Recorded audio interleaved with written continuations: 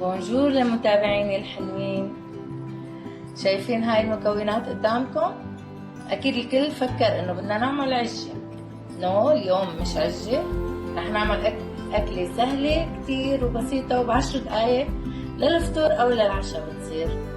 وهيك بنكون طلعنا من روتين الفطور العادي والعشاء العادي. كملوا معي الفيديو للاخر حتى تشوفوا.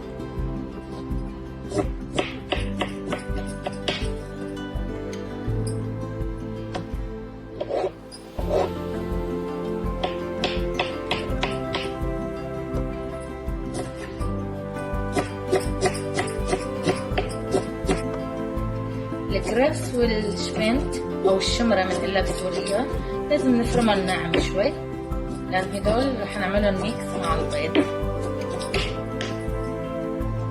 زيت زيتون، بننزل البصل، بنحمص البصل حتى يدبل.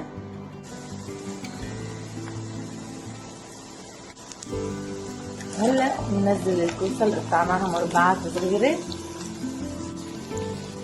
بنضيف عليها شوية مي وبنغطيها وبخليها على نار وسط لمدة ماشي لست البيض وتنظيم وقتها. بدنا ننزل بالشمرة والكرفس بالإضافة للملح وفلفل أسود بالبهارات فقط. بدنا نضيف ميكس البيض مع الخضروات فوق. لازم نقلب نار عالية، نقلبهم كتير منيح بهذا الشكل. نرفع النار نخليها أعلى، نغطيهم ونتركها مدة 5 دقايق. وهيك ب10 دقايق عملنا أطيب فطور أو عشاء.